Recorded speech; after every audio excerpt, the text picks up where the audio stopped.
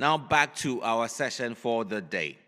Before we went on break, I told you about the next session about Diamond Open Access and the Cape Town Declaration. And this very moment, we're about to start that session. I believe that all stakeholders are here, and so we wouldn't want to wait, let any time pass away. The very first person I will introduce up here is the chairperson for the session, and the person of Professor Ishak Oloyede, an award-winning registrar for the Joint Admissions and Matriculation Board here at the AAU General Conference. Put your hands together for Professor Ishak Oloyede. Thank you very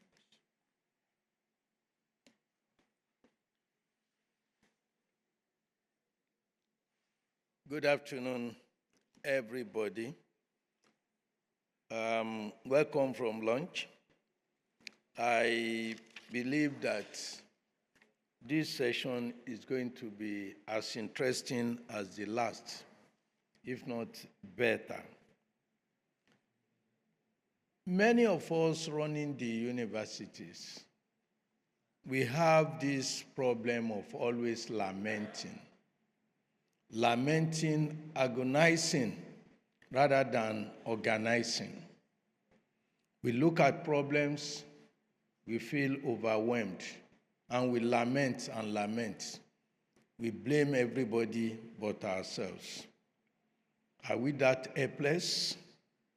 I believe this morning, courtesy of AAU, we are going to look at an important aspect of what we can do on our own. And this we will do by discussing the Diamond Open Access and the Cape Town Declaration. This is an initiative that initiated by Africans to liberate Africans, particularly researchers in Africa, from oppression. To do this today is an actor, one of those to make contribution. And in fact, the two of them are actors in this process. Let me invite to the podium a very distinguished librarian, Dr. Regi Raju from the University of Cape Town. Encourage him to come up. Encourage him. Encourage him. It's not enough. Encourage Doctor. You are welcome, Dr. Regi Raju. You can take your seats. Thank you. Thank you. Also, to participate is another actor, because AAU is one institution that has shown over the years, and particularly in recent years, that you need to increase the human capacity within in order to be able to carry the burden of universities in the continent. It is my pleasure, therefore, to invite Dr. Nkrumah Kugagbezi, the acting head of Communication, ICT, and Knowledge Management of AAU. You are welcome. That's not enough. Please, another round of applause. Thank you very much. Questions have been asked.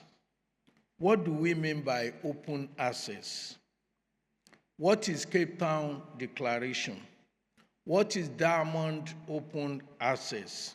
All these are questions that we will try to answer at this panel. I believe that there was a time, once upon a time, the universities and publishers, they are paddies, they are friends. We even, at that time, we saw publishers as our liberators. But things are coming better, particularly in Africa, where we have to pay for what we manufacture. We create the work, but we do not have access to those work we have created because they are far beyond what we can afford. And that made authors and even readers to look for solution to APCs. And by APC, you mean article processing charges, which are prohibitive, particularly given the exchange rate, naira, dollar, dirham, whatever name you call it, to the pounds and the dollars. So for this, we now thought of a way out, and that was why we have the initiative of open access. University of Cape Town played significant role, not just in hosting the revolution, because it's called the 2018 declaration is Cape Town Declaration, because the revolution took place in the University of Cape Town. To discuss this matter today, I have this librarian who is a distinguished scholar, who is the driver of the Cape Town Declaration on Open Access. He's an advocate of open access. He is somebody who has given it all it takes. I have the pleasure of inviting Professor Dr. Regi Raju. He's a professor. We call him professor. He always say, no, I'm not a professor. I wish I am a professor, but I'm a doctor. That's what he will tell you every time. Okay, by virtue of my chairmanship of this position, I will appoint you associate professor, if not professor. So I have the pleasure of inviting Dr. Regi Raju from the University of Cape Town to discuss the contribution of University of Cape Town to this revolution. Thank you. You are invited.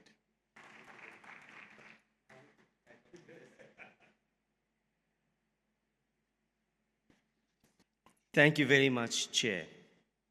And good afternoon, colleagues. My colleague, Dr. Felicia, and I are going to share the need for Africa to reclaim its scholarship. We will use, at times, graphics to complement that which is verbalized.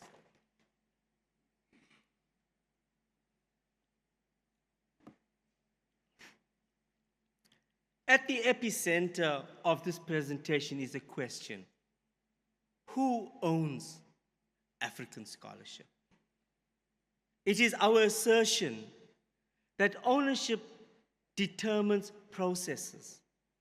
It influences universities' leadership's commitment, and it shapes the roles and responsibilities of key stakeholders. There is strong correlation between ownership and the university's core purpose, and that is to develop an informed citizenry and conduct research that support societal challenges.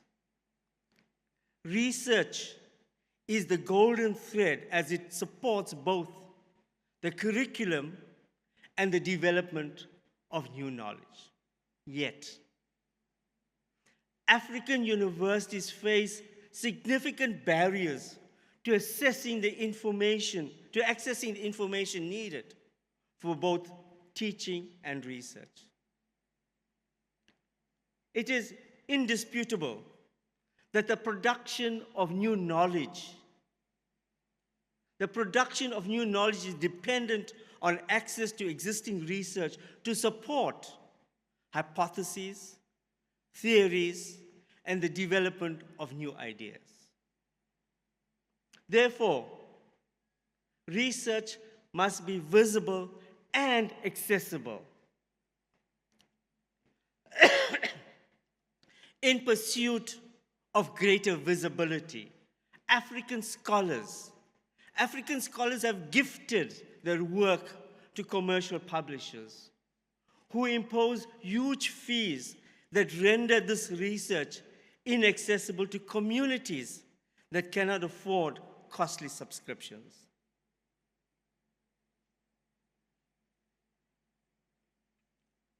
The commercialization of knowledge gave rise to the open access movement, originally rooted in philanthropy. However, in the rush for adoption, the open access movement has betrayed. It has betrayed Africa by introducing another layer of exclusion, and as the chair mentioned, the APCs. Open access as a philanthropic movement has now become a business model. A model which continues to marginalize African researchers who often cannot afford exorbitant APC costs. And they are forced into pleading for exemptions. Systemic biases embedded in the publishing ecosystem, geographic, language, peer review, these biases serve as additional barriers to the visibility of African scholarship. Given the constraints of time, these systemic biases will not be discussed, but possible solutions to these biases will be shared. These systemic biases are in direct conflict with the 1948 Universal Declaration of Human Rights, which states that everyone has the right to access and disseminate information. In 2003, the Budapest Declaration also calls for the bidirectional flow of knowledge, the sharing of knowledge by the rich with the poor, and importantly, the poor with the rich. The failure to uphold these principles continues to relegate African scholarship.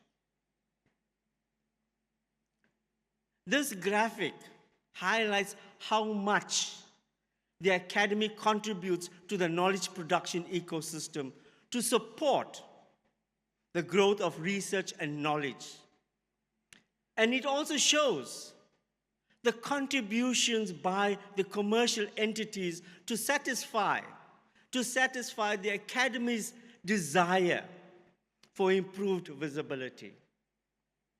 It is now common cause that visibility is not commensurate with accessibility.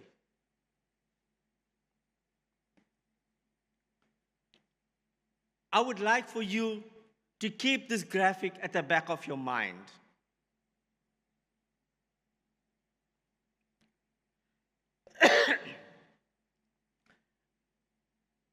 This graphic shows that the academy performs the core of the intellectual work, from the manuscript preparation to its peer review and then its finalization.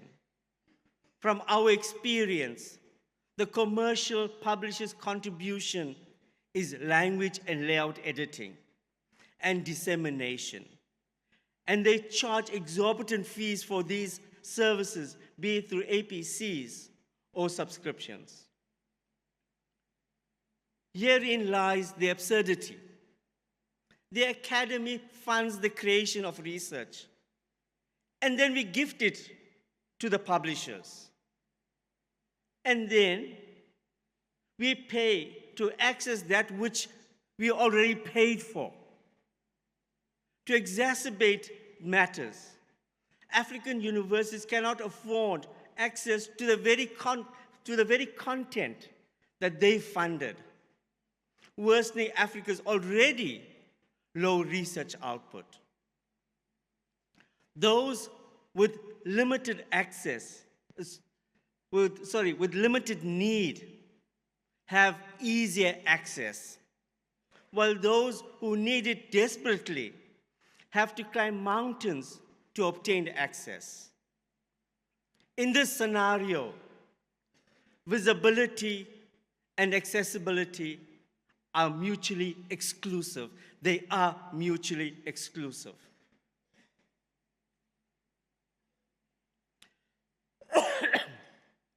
This unsustainable model has led to increasing calls for the academy to reclaim its scholarship and reform. We need to reform research assessment systems that continue to marginalize Global South research. Diamond Open Access is mooted as the model that supports the reclamation of scholarship. The Latin Americans have been advocating for the academy to own their scholarship and promote the ideology that knowledge is a public good. Africans have emphasized the need for social justice to underpin Diamond Open Access. Collectively, they advanced that scholarship must be free to all, both researchers and readers. As indicated earlier, the primary question is, who owns African scholarship? This question gives rise to other questions such as, is there an alternative to the current model? As the leadership of universities, we would assume you would be asking, how visible is the content in this alternate model? What is its impact? How sustainable is it? And we ask, how committed is the leadership to reclaiming ownership of African scholarship?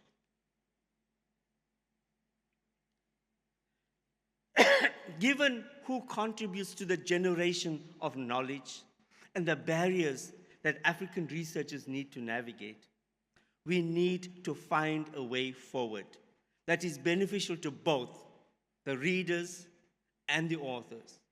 We're talking about access and dissemination. By removing both author-facing and reader-facing fees, Diamond Open Access contributes to knowledge production, for knowledge produced in Africa being accessible to African communities first and foremost. In the Reclaiming Ownership agenda, African institutions, particularly academic libraries and non-commercial university presses, are positioned as more than service providers. They are agents of epistemic justice. This affirms the right of African scholars to frame their own research agenda and contribute to solving the continent's challenges on their own terms. The Reclamation Project promises control over how African scholarship is disseminated, engaged, and how it is evaluated globally. This is especially important if we are to decolonize our learning and research agendas and enhance institutional reputation. Diamond Open Access provides the leadership of African universities the option. You have the option of investing in your institution's intellectual capital and to support infrastructures rooted in equity, inclusion, and sustainability. African scholarship must be owned, created, and disseminated by Africa, for Africa, and on African terms. Diamond Open Access speaks directly to institutional autonomy, intellectual sovereignty, and the university's mission to serve the public good. It promotes the view that research funded with public resources must serve the public interest and not private profit, and support inclusive participation in knowledge production and consumption.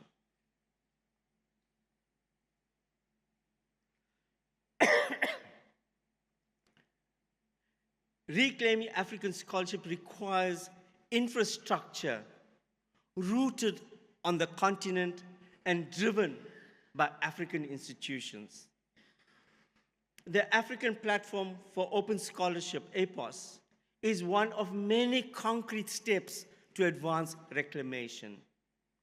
It aims to recalibrate imbalances in the current publishing ecosystem by providing a continental, African-led infrastructure underpinned by inclusivity and equity.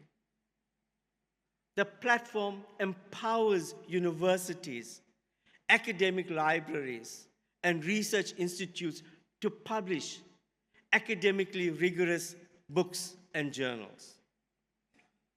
It prioritizes the African research agenda, local languages, and contextually relevant scholarship, fostering a publishing ecosystem that reflects the diversity and complexity of African knowledge systems. The core principle underpinning the platform makes it transformative and fit for purpose for Africa. The tenant model was adapted to facilitate the reclaiming of African scholarship. The platform allows multiple institutions and research communities to be served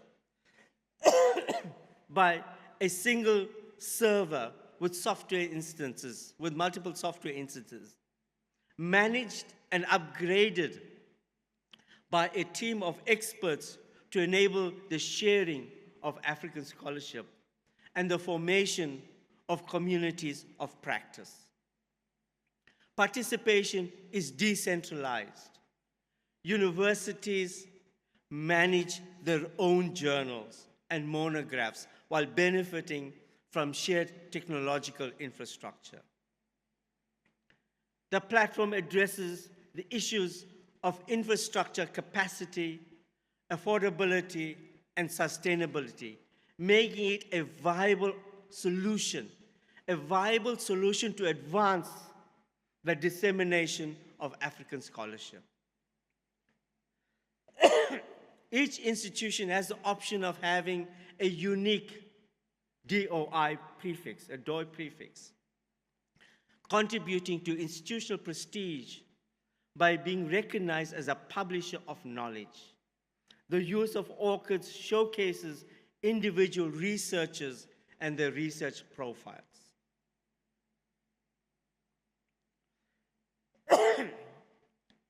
A foundational pillar of the model is allowing each institution to retain its identity with its own domain name. The look and feel of its journals and books reflect that of the institution. Participating institutions have full ownership. They have full ownership of their instance on the platform, showcasing their research productivity and institutional prestige.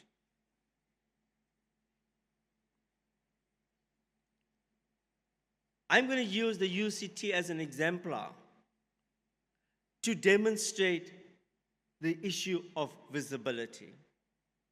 I can share that the University of Cape Town Libraries Press has published 29 books, and we expect to publish another 3 before the end of August. UCT also publishes 7 journals, and a new title is now being prepared for publication in November. We all know that journal articles solicit more downloads than books. Be that as it may, I will use books to illustrate the enhanced visibility of content on the platform. The focus will be on textbooks, OERs, and the reason for that is that I can pull this through to provide evidence on impact.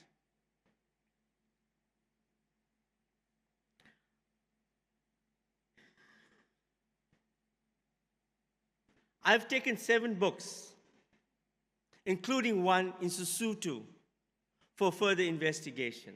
And in this table, you could see the number of downloads. One of the books is The Constitutional Law for Students. This is a textbook written by students for students. The book has solicited almost 300,000 downloads since publication in March 2020. And these downloads are from more than 175 countries across the world. Clearly, from this table, one can see how visible the content is when it is published open on the platform.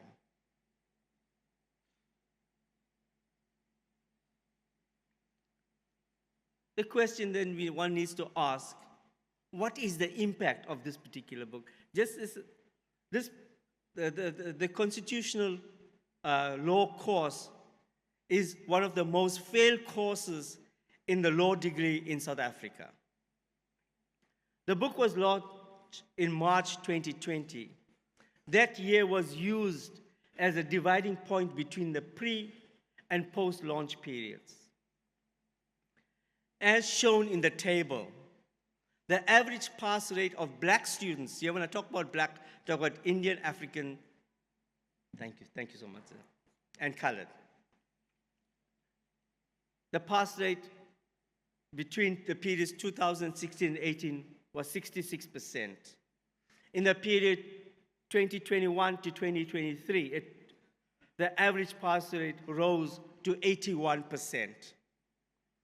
This reflects a significant improvement in the pass rate, with the book being considered a contributor.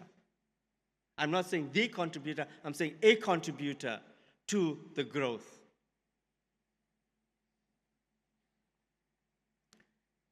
It is our assertion that student pass rate is influenced. It is influenced by access to critical information resources.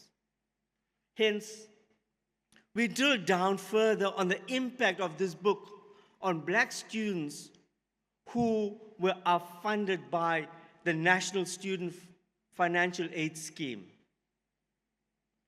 The limited funding, and this is not unique to South Africa or Africa, this is an international phenomenon. Limited funding, students generally have to make decisions between purchasing textbooks versus buying food and accommodation. We analyze data relating to the success rate of NSFAS students. For the period 2017 to 2019, the average pass rate was 15.8%. And the average pass rate post-publication was 56.9%. This is more than a 350% increase in pass rate by the extremely needy, that is, those students who are dependent on government funding.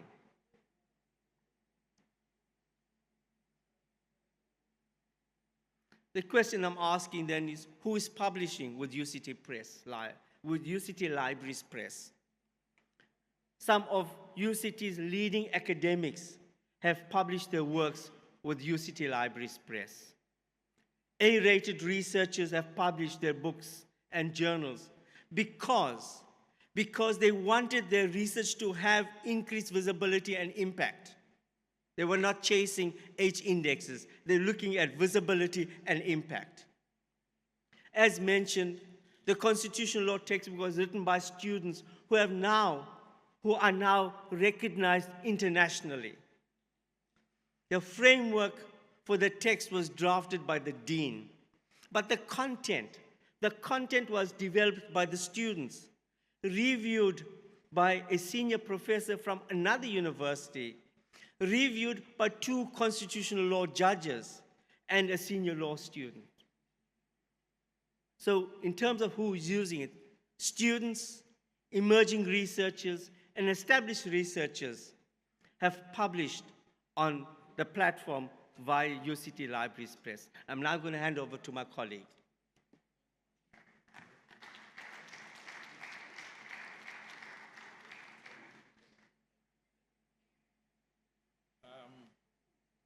it's clear that I have your support to make him an associate professor. AAU itself is doing a lot to support this initiative.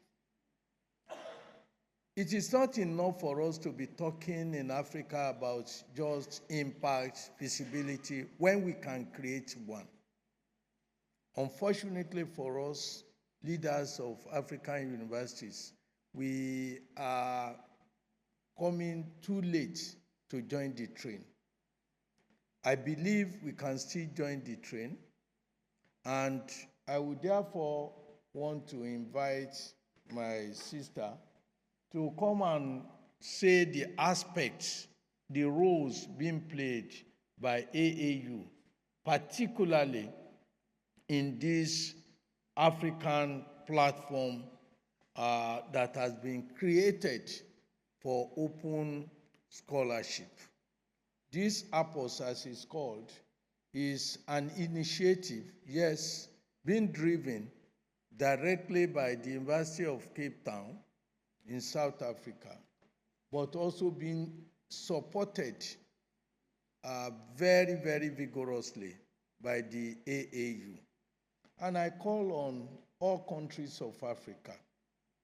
I check, at the last check, I think it's only one university out of over 180 in Nigeria that has supported this initiative. Nigeria itself is big enough to create such a thing, but I think if we do not want to create now, let's support what University of Cape Town is doing by creating this platform that all of us in the university communities in Africa will be proud of. I therefore call on Dr. Nkrumah to come and narrate the AAU aspect of the story. Thank you. You have 1 hour. 2 hours.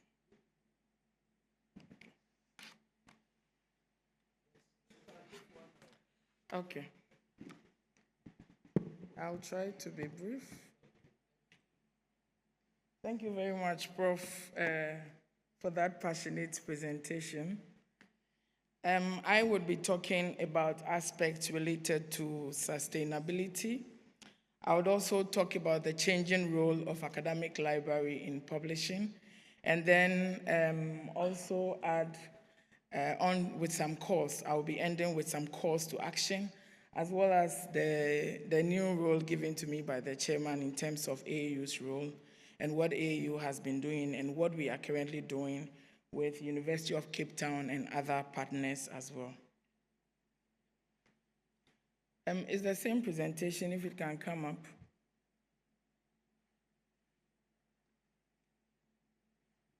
A technical team, if you can bring up the presentation.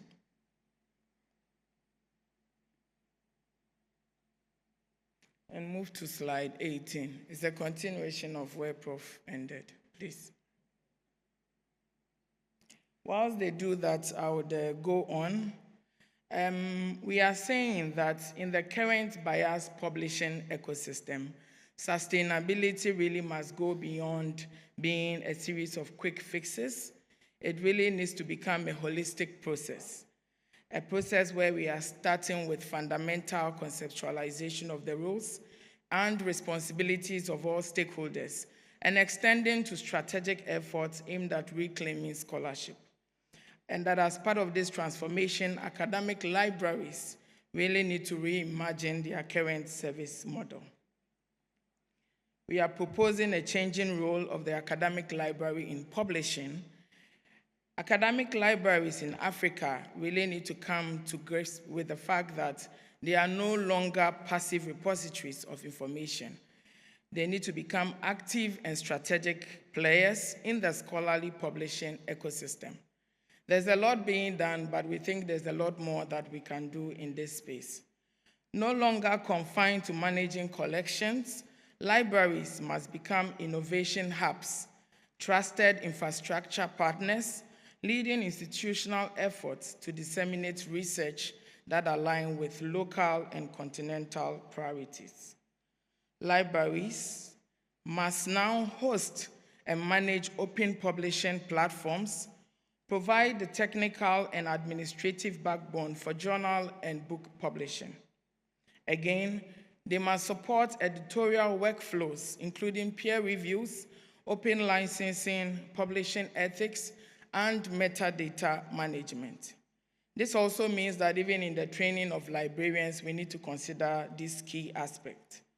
Libraries must enable knowledge flow from inside out, shifting focus from acquiring external content to collecting and disseminating content from their respective institutions to be shared with the rest of the continent and the world. So it's also about collecting what is happening in terms of what is being produced by the researchers and making it widely available to others across the continent and beyond. We are calling on the library profession to promote inclusive, multilingual, and ethically grounded publishing practices, reinforcing their roles in advancing epistemic justice and decolonizing scholarly communication. We also need to train editorial boards and reviewers and ensure long-term preservation and discoverability of content. There was the earlier discussion of APCs coming up. We are saying that by investing in library-led publishing infrastructure, institutions are fast becoming reclaiming agency over knowledge production. And this is a transition from unsustainable subscription and APC models to fiscally responsible diamond open access systems that serve the public good. We pose the following questions.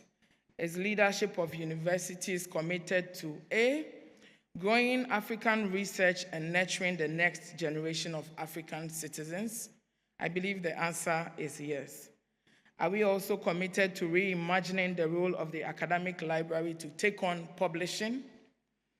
Are we committed to redirecting funding to reclaim African scholarship? These are questions that we would leave for debate and for us to adjudicate on.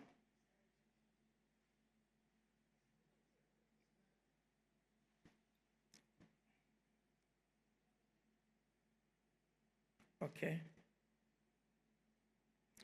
So this is where I just asked, the key questions that we are posing. I would move on. In conclusion, we are saying that the growth of African research depends on reclaiming ownership of African scholarship. Diamond Open Access offers us a sustainable, equitable, and African-led pathways that affirm scholarship as a public good.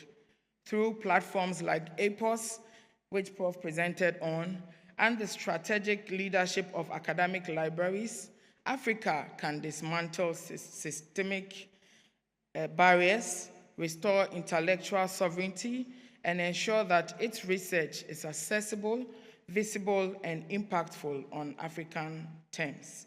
Now is really the time for African institutions to invest in their knowledge infrastructures and to commit to social justice, autonomy, and the continent's future. Maybe I'll touch a bit on the task that Prof gave us in terms of what AAU is doing in promoting the African platform for open scholarship. We've been working closely with UCT and also currently with UbuntuNet, KPK, and other partners on a proposal that we are submitting. And this is to ensure that APOS maybe it doesn't only stay at UCT, but it's scaled up to the continental level, to be hosted by UbuntuNet with AAU leading, where we are then going to do a major outreach to all institutions to really make sure that you have a space. You have a space in there where you are publishing and where you are making the scholarly outputs coming from your institutions very visible in line with the open access and the diamond open access that we are promoting. Again, AAU has been engaging with key partners in terms of marketing, in terms of advocacy, and in terms of really drawing attention to the need for all of us as African higher education to prioritize open access, and to make sure that the content that we are producing is easily available and is easily accessible. And that's the only way that we can, share knowledge and we can advance institutions beyond its current state. So thank you very much. I would like to end here.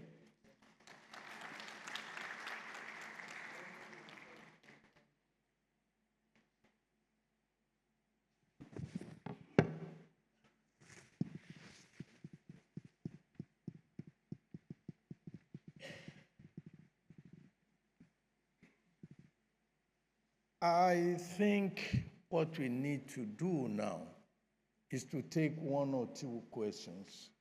But I will take advantage, I don't know whether it's due or undue advantage of being the chairman, to ask from University of Cape Town, how are we sure that if we are to join yours as a tenant, we are not going to be running into another problem that will be as difficult, if not as problematic, as the one we are running from? Are we not running from one colonial master to another colonial master? Yes, go ahead.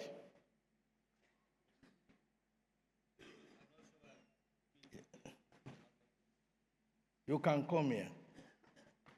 I tried it didn't. Okay, yes. Yeah. Look, as indicated by Dr. Felicia, UCT started this as a project for UCT, and it has grown. We've now been in talks with the AAU to take it over as a Pan-African platform. So it's not one colonial master to another. It is you taking ownership of your own scholarship. You determine quality, academic quality. We determine technical quality. You determine academic quality. Thank you, thank you, thank you. I welcome questions, particularly from countries with over 100, 200 universities. And yet, I'm not talking of Nigeria, but I'm not excluding Nigeria. So, questions, comments, please. It's difficult for me to see you, I think. Questions, comments. What are you doing? What are you planning to do? Please take the mic to... Yeah. Yes. Up there, yeah. Up there.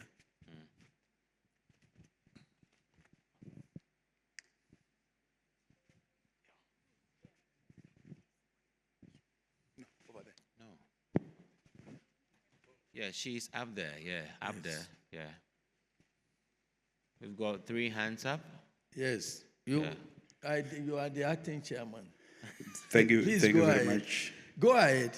Thank because you very I much, can't Prof. see. Yeah, I saw 2 hands up over there. So yes, please go ahead. Thank you very much, Prof. Reg, for the insightful presentation. My name is MacDonald Nakura from Mara Institute of Technology. I'm a librarian and also the president for Zimbabwe Library Association. We are advocating for this open access, but the biggest question that we have is this thing removes the traditional royalty motivations from the publishers, from the lecturers who are publishing open access. So universities, how can they complement the researchers so that they go open access? Thank you. Yes, thank you. The second person.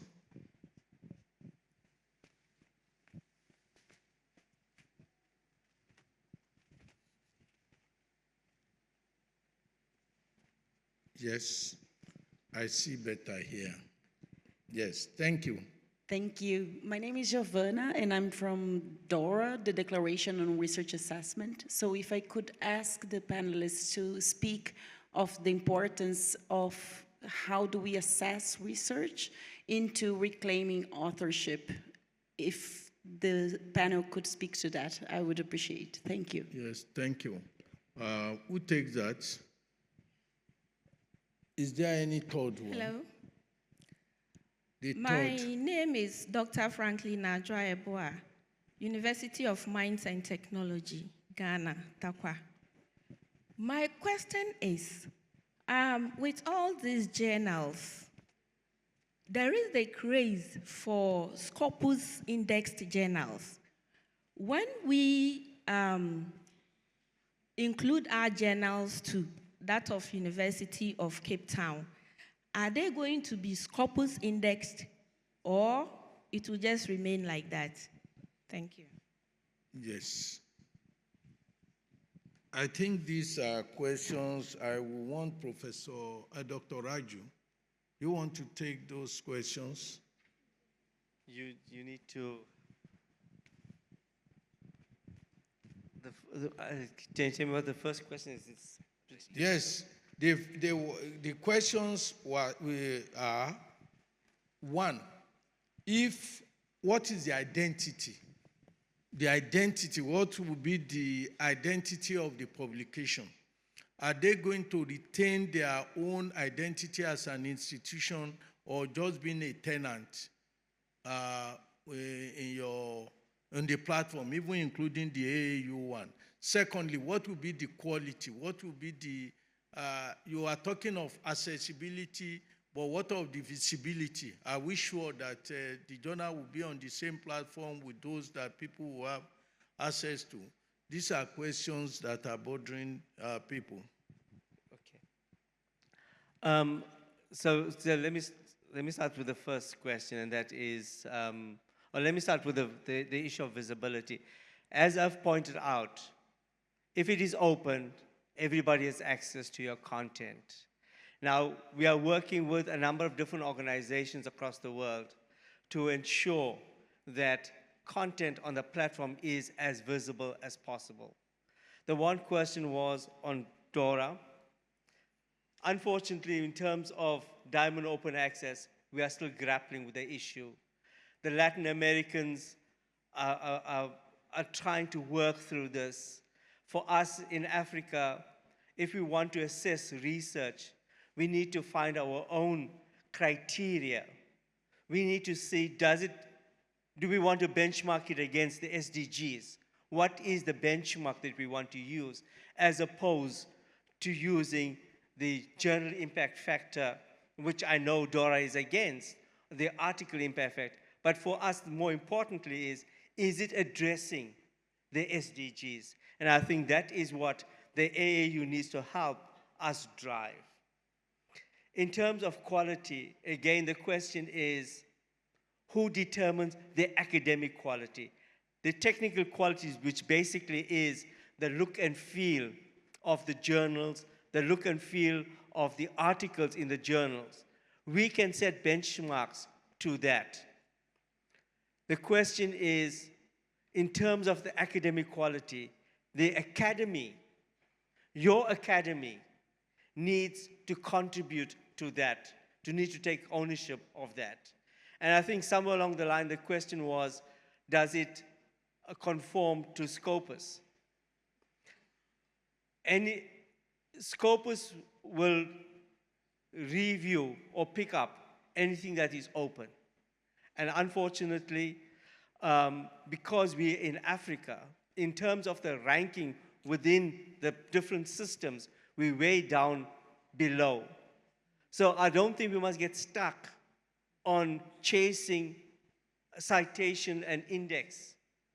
We need to look at what does this content do to drive the research agenda, the African research agenda, not individuals chasing citation counts. Thank you. Yes, I think, do you want to make an input into that? Because I believe when we talk about impact, it depends on who is determining the impact. Impact for what? Is it from the perspective of those who want to keep Africa down, or from the perspective of Africans themselves? Impact that he had measured recently, what this had been able to do in one area of law. And there are many areas that we can identify and measure the impacts. We can draw up the metrics ourselves to determine what will be the parameter, what will be the criteria for determining this. you might want to make a contribution in that direction. Okay. There was also another question which I wanted to add on about the look and feel of the platform. Maybe I would just like to encourage all of us to make time to log in and assess it for ourselves. But each institution would retain its own visibility in terms of how it looks like. Immediately, I land on the portion which houses your journals. I should immediately be able to know that this is coming from University A or University B. So I wanted to add on to that as well. Yes, there are, in other words, there are mere apartments. Everybody will have his own apartment. Well, you are also sharing the cost of the infrastructure. That's one good thing about it, because the little we pay to the so-called developed countries, they are not even enough for us to benefit from the research we had contributed to. But if you have apartments within a big house, the infrastructure will be there to carry for everybody, and you keep your integrity, your honor, your sovereignty as an institution. I think that is essential. I accept there are other... There is one more person here. Yes. My hand has been up. Okay, please. Thank you. Thank you very much. I think some of my question has been answered, but I would just like a little more.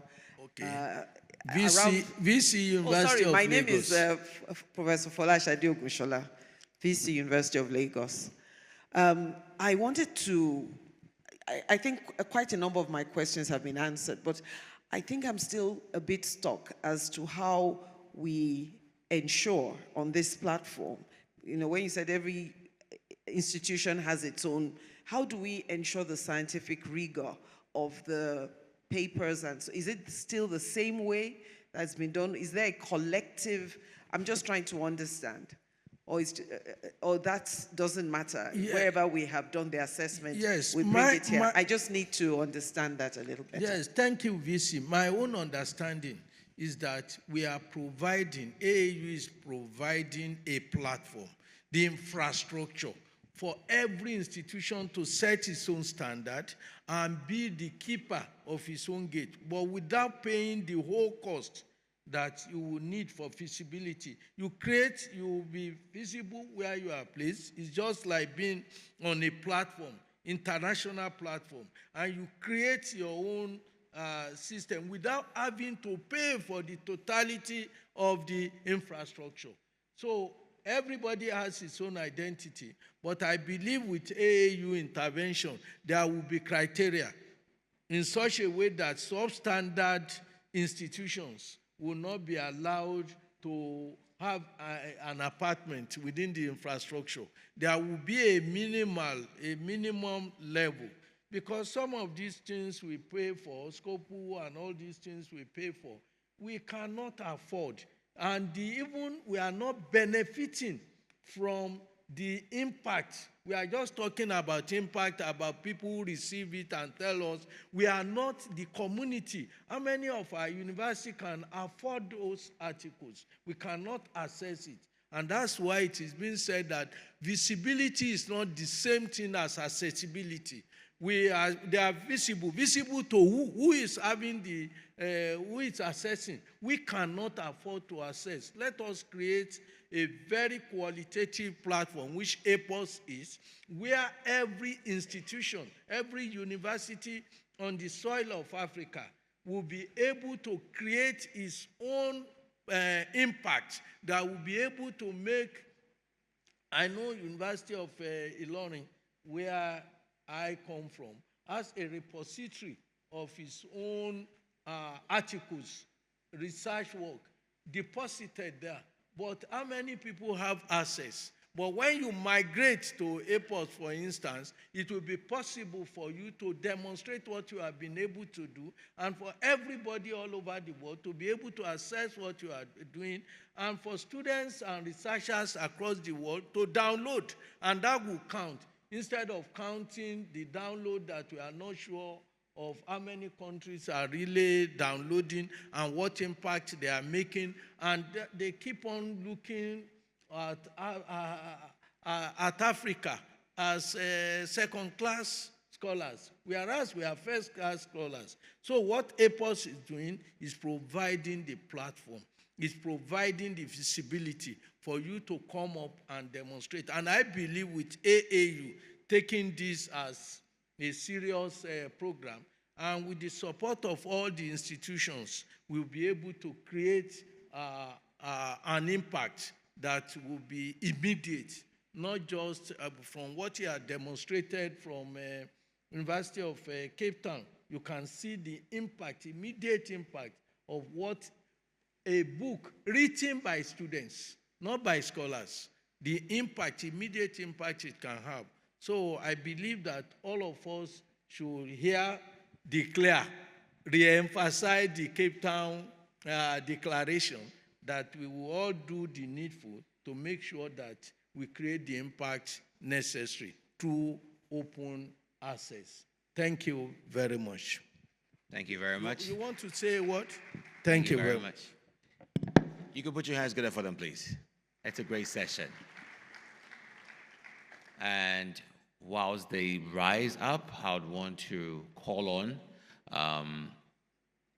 the AAU team to kindly bring the Zash up, accompanied by Professor Obadina to kindly adorn the Zash on them, please.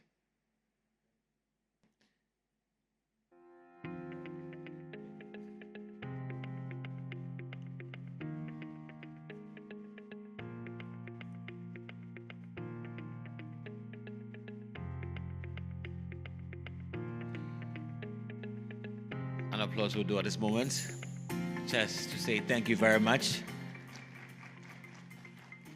The very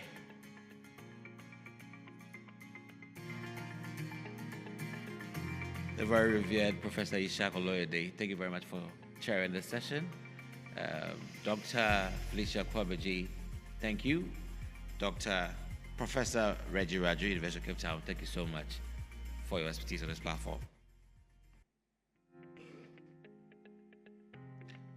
Whilst we do this, we prepare for the next session before we embark on a lunch break. I hope that brings some excitement.